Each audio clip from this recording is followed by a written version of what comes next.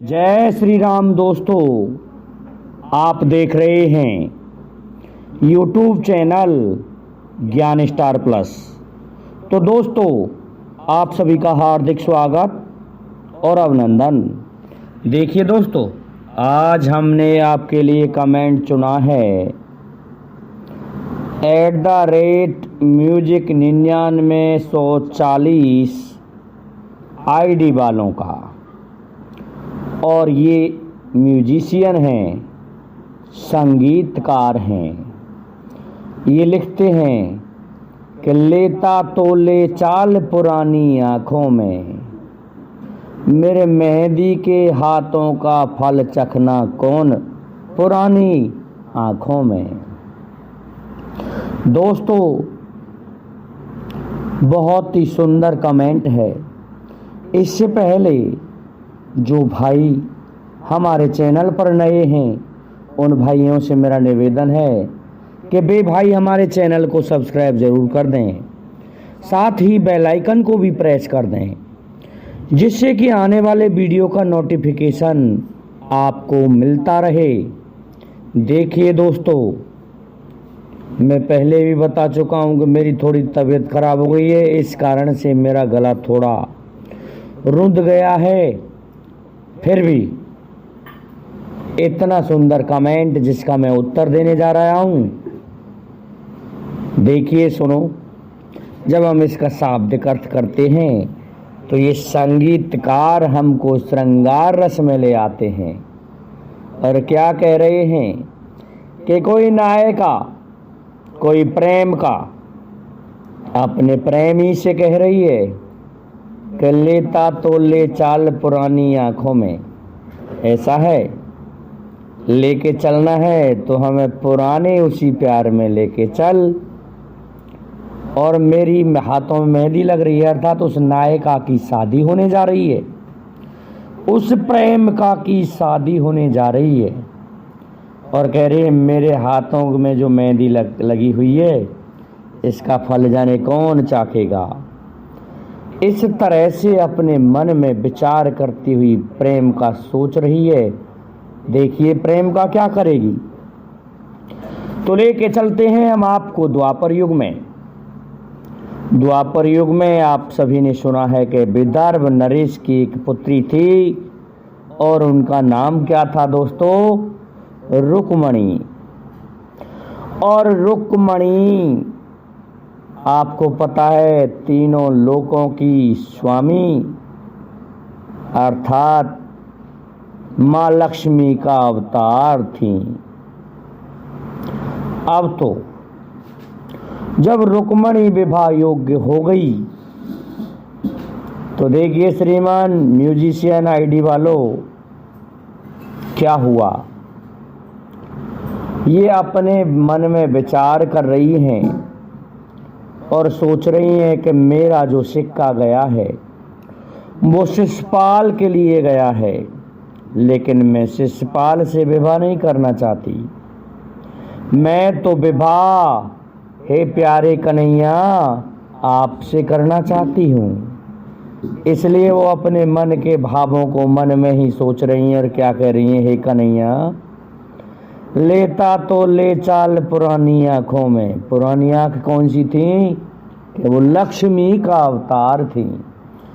इसलिए भगवान लक्ष्मी और भगवान श्री हरि विष्णु का जो प्रेम था, उन आँखों में जाना चाहती थी रुक्मणी, क्योंकि उन्हीं का अवतार थी। तो देखिए, उन्होंने अपने गुरु सतानंद को बुलाया और सतानंद को बुला के क्या कहा कि हे सतानंद गुरु, ये विवाह मेरी इच्छा के विरुद्ध हो रहा है। आप तो जानते हैं कि मैं कौन हूँ। तो सतानंद जी इस जगह पर थोड़े से हिचकिचाते हैं, लेकिन बातों को सुना के भगवान श्री कृष्ण की पत्नी बनना चाहती हैं तो निश्चित ही ये माता लक्ष्मी का अवतार है। तो वो भी कहने लगे कि आप कोई महान नारी हो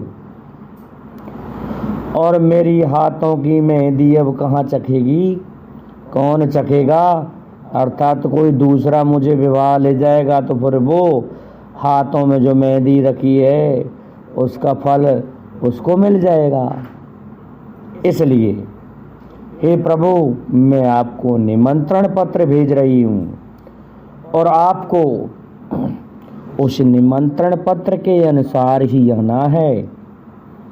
तो भगवान के पास में क्या करती है, सतानंद गुरु को भेज देती है माँ रुक्मणी, और आ रहे हैं। तब उन्होंने अपने पत्र में क्या लिखा कि हे कन्हैया, लेता तो ले चाल पुरानी आँखों में, ऐसा है मैं वही लक्ष्मी का अवतार हूँ और आप श्री हरि विष्णु का, इसलिए आप मुझे ले चलो, क्योंकि हमारा तुम्हारा संबंध तो बहुत पुरातन है, इसलिए तुम इस शिशुपाल के हाथ मुझे ना लगने दो। और ये जो मेहंदी रची है इसका फल भी मिलना चाहिए उसको। मेरे भाई रुक्मी ने जिद करके ये संबंध शिशुपाल से कराया है।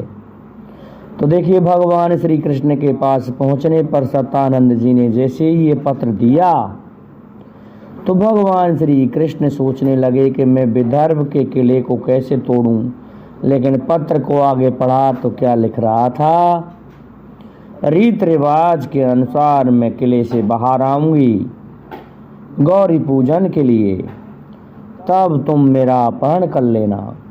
देखिए, भगवान श्री कृष्ण अपने सेनापति को आदेश देते हैं और अपने उस रथवान को आदेश देते हैं कि दाऊक चलो विदर्भ की तरफ चलते हैं, और पत्र को छोड़ दिया अपने सिंहासन पर।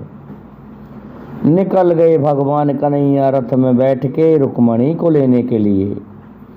जैसे ही बलराम को पता चला कि कन्हैया कहाँ गया है, उनके सिंहासन को खाली देखा तो आके देखा कि एक पत्र पड़ा हुआ है, और उस पत्र को जैसे ही बलराम ने पढ़ के देखा तो सेना को आदेश दिया कि समस्त सेना, यादव सेना वहां तक जाएगी जब तक हमें कन्हैया नहीं मिल जाते हैं। पहुंच गए। देखिए दोस्तों, अब हाथों की मेहंदी का फल किसको मिलेगा। अब तो दोस्तों पहुंच गए तो भगवान कृष्ण ने जाके अपहरण कर लिया माँ रुक्मणी का। पता चला शिशुपाल, जरासंध, रुक्मी आदि को, तो और सभी तो मान गए लेकिन रुक्मी नहीं माना। अब इस मेहंदी का फल रुक्मी को मिलने वाला था। भगवान कृष्ण से जाके रास्ते में युद्ध करने लगा रुक्मी। बलराम ने जरासंध को संभाला, विदर्भ की सेना को संभाला, और क्या हुआ, उस जगह रुक्मी और भगवान कृष्ण के बीच युद्ध हुआ। भगवान कृष्ण ने मार गदा गदा उसकी चमड़ी को धेर डाला, और जब सुदर्शन चक्र को बुला करके उसकी गर्दन काटने लगे तो रुक्मणी उतर के गई और कहने लगी, हे कन्हैया, ये मेरा भाई है, इसको आप मत मारिए।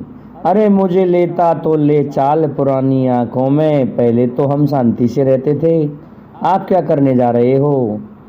और मेरे हाथों में जो मेहंदी रची हुई है उसका फल अब इसको मिल गया, इसको पता नहीं था, इसलिए हे प्रभु इसको क्षमा कर दो। तो श्रीमान म्यूजिशियन जी, म्यूजिक आईडी वालों, ये मैं नहीं कह रहा, मेरा मकसद एक होता है कि धार्मिक, वो भी भगवान में जहाँ भी समाहित हो जाए। वैसे तो इसको हम आधुनिक काल में भी लगा सकते हैं कि कोई प्रेम का आज के युग की भी कह सकती है अपने किसी प्रेमी से, और माना कि उसके हट के विरुद्ध वो शादी हो रही है तो वो अपने प्रेमी से कह सकती है इस तरह से, लेकिन ये मुझे शोभा नहीं देता, इस कारण से ये भगवान श्री कृष्ण पर लगती है। तो दोस्तों, मैं समझता हूँ कि आपकी समझ में हमारा इस पहेली का उत्तर आ गया होगा। दोस्तों, एक बात तो ये रही, लेकिन ये आध्यात्मिक पहेली भी है, ये भी पुरानी आंखों में जाने का अर्थ कोई आत्मा कह रही है। पुरानी आंख तो भगवान में ही लीन होना है।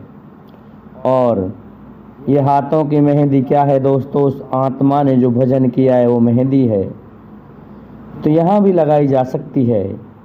तो आज के लिए इतना ही काफ़ी है दोस्तों। जय हिंद, जय भारत, जय जय श्री राधे, जय जय श्री